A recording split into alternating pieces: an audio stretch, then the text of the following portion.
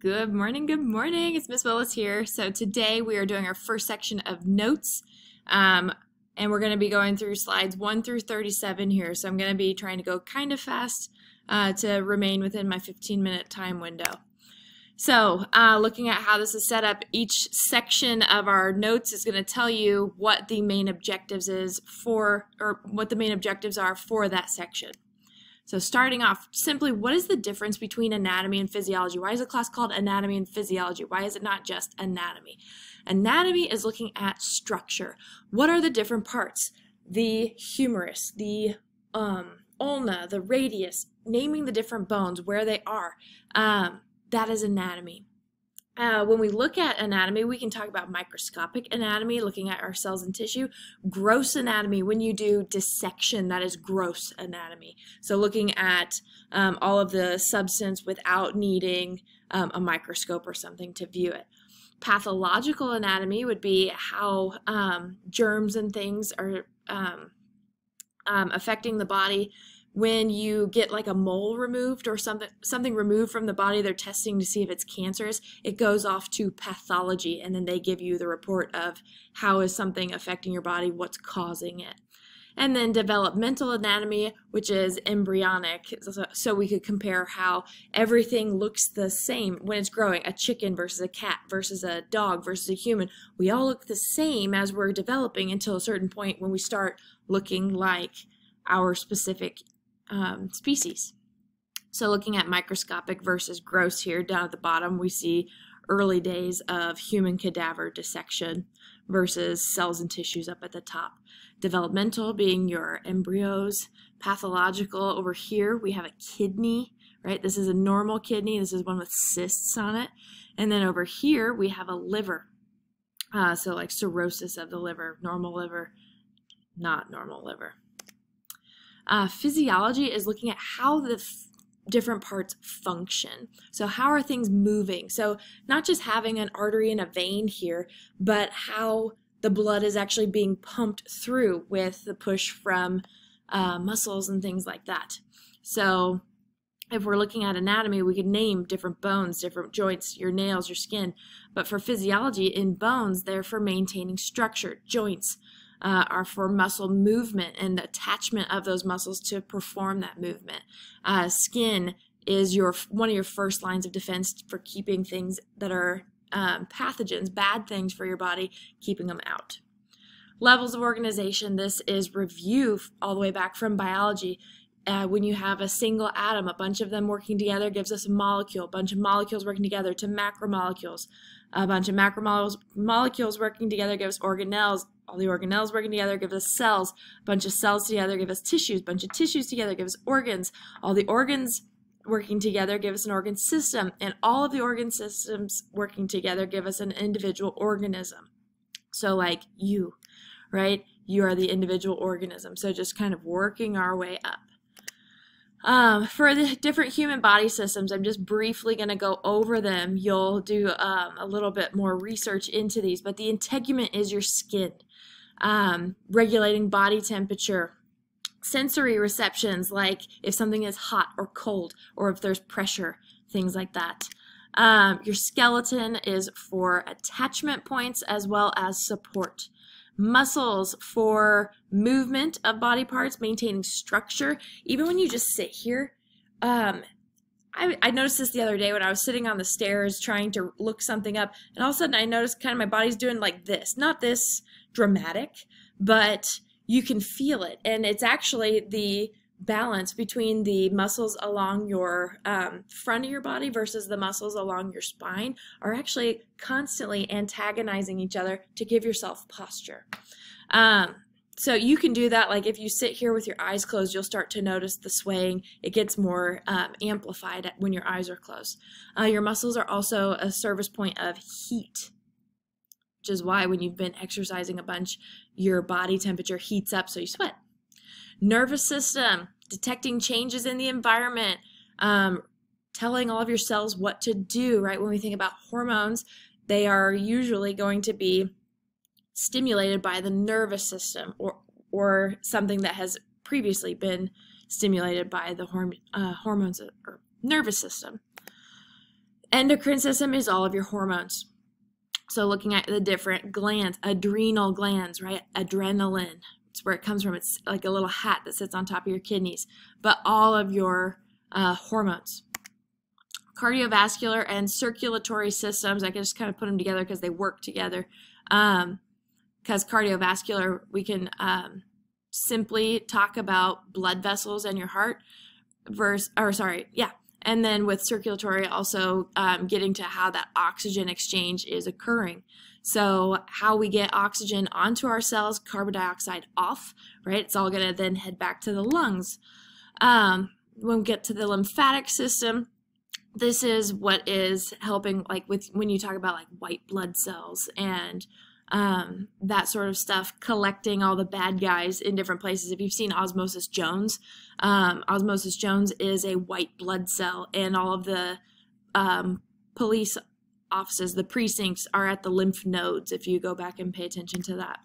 The digestive system, my favorite system, obviously breaking down food and absorbing nutrients. Respiratory, exchanging oxygen between the blood and the external environment. It also is exchanging other gases as well, but that's one of the ones that we're mostly concerned with, getting oxygen in, getting carbon dioxide out. The urinary and excretory system, technically when we say urinary, we're just referring to the kidneys and the bladder and the parts in between, versus excretory actually also includes your sweat glands. That's another way that we're able to get our wastes out of the body. Reproductive, everything to do with getting pregnant and having a baby. Those are going to be the reproductive. That includes for male and female.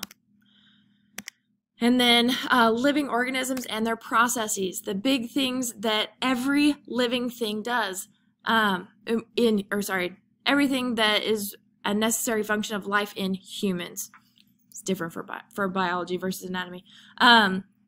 Movement, maintaining boundaries. All of the structures in your body are actually surrounded with this stuff called fascia that is basically like saran wrap that separates each of them from each other. Every large muscle that you have is surrounded with the saran wrap. When you cut it into sections, it's covered in saran wrap. Have you ever looked at a steak and you see all that marbling of the fat around it? That's all fascia that has become more fatty. Digestion, being able to break down the food so that it can get into the bloodstream. Metabolism, getting those, using that to have energy. Excretion, getting wastes out. Responsiveness, being able to respond to a stimulus. Just being in here, if you turn the lights off, your pupils will dilate. When you turn the lights back on, they will constrict. That's responsiveness. Reproduction, whether that's talking about having an entire offspring or if there is damage, replacing those cells. And then growth, simply getting bigger, right? We don't come out of mom this size, we get bigger as we go. My gosh, she would die if that would happen. Things that we need in order to survive. We know water is so important. You can't go more than like 3 days without water, something like that. Now, if you've got food source, there is some water in that. So that's part of what like allows that to go on longer. We need food, providing energy. If you've got a lot of fat stored up, you can go longer without food. Oxygen. We need that to release energy from our food, not even just like feeding our tissues, but in order to properly do metabolism, you need oxygen and you need excess stores of it. Heat. We can't live without heat. That's why there's like concerns like if something happened with the sun, we're all going to freeze to death. That idea. Now that would be a long time from now, so don't like worry about it.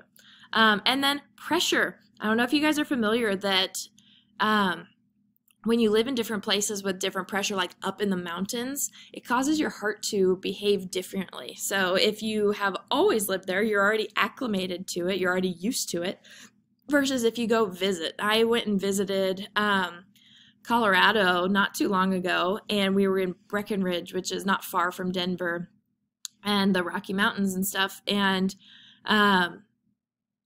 my heart rate and my blood pressure was just like, I felt like my heart was in my throat sometimes. Like if I walked up the stairs, it just felt like my heart was in my throat because blood pressure is different at that elevation.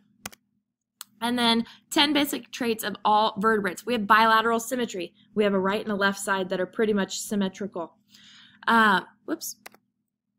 Regional body differentiation. We have a head, a trunk, limbs, muscular tail. The nerve cord or spinal cord, not everything has that, right? Bugs don't have that. Cephalization, the fact that we have an enlarged head at one end when we are developing and a tail at the other end. Segmentation of the body wall, that all of our different systems are broken up into units. Embryonic notochord is where, when we are growing inside of mom, that we have our little vertebrae that actually develop as a separate part. So there is separation within our vertebrae to allow for a lot of flexibility and movement. And we have an internal skeleton. We have a true ventral body cavity. It's not just a bunch of mush swishing around together. We have a complete gut tube. It goes in one end, it comes out the other. There are different organisms that they eat, they chew all their food, and then the poop comes out the same way that it went in. And then a slitted embryonic pharynx. This is when people think that we started off having gills and then it like went away. It's actually not. In fish, we'll have these little slits that humans also have. And in fish, it becomes gills. In us, it becomes our throat and our ears and the connection tubes between those. And then we get to homeostasis, everything about maintaining a balance within the body. So if your body temperature is at this point and you start exercising, your body temperature goes up, you start sweating to bring it back down, right? Everything, bringing things back down to normal, staying within our normal range, doing it automatically like a thermostat in your house automatically maintains the temperature of the room. Same thing going on here. So we have sensor receptors, we have the integrator, and we have the effectors. Effectors are going to do things that cause stuff to happen. So bringing the information from the brain and causing it to happen. Those are going to be effectors. Sensors are going to be the parts around your body bringing in the information to your brain. The integrator is going to be in the brain. It's called the hypothalamus. And the idea that we have a normal body temperature, your hypothalamus is what knows that. That is the integrator. And so it could be that you get too hot, right? And so the brain says, hey, we need to cool things off. So all of these different things happen. You can pause this. I'm starting to run out of time. The body cools down. We get back to normal. Or it's really cold out. And so our body needs to heat up. It does all of these processes to get us back to normal. We use feedback loops in order to do this. So if we are at a point, it changes, and we try to get back to that normal point, that's called a negative feedback loop. We are trying to get back to normal by doing the opposite actions. So this is the most common type of feedback loop you'll find in your body, that if something changes from normal, we get back to it, whether it's that here's our normal point. If it increases and we're bringing it back down, that's getting it back to normal. If it decreases and we're bringing it back up, that's getting it back to normal. So it's a negative feedback. So doing the opposite. Think about what negative means in numbers, right? It's the opposite. So doing opposite actions to get us back to our set point. And this is just looking at how a thermostat works, how it's very similar to that in humans. Versus positive feedback is amplifying, kind of like supply and demand. If we are forming something, most of the time when we think of this, we think of all of the stuff to do with childbirth. Blood clotting and sneezing can be involved with this too, but generally what you're going to hear about is childbirth and how contractions start and then they just keep increasing until the baby gets out. Same thing with producing milk for breastfeeding afterward. As that milk gets used up, we make more. It gets used up, we make more. It gets used up, we make more.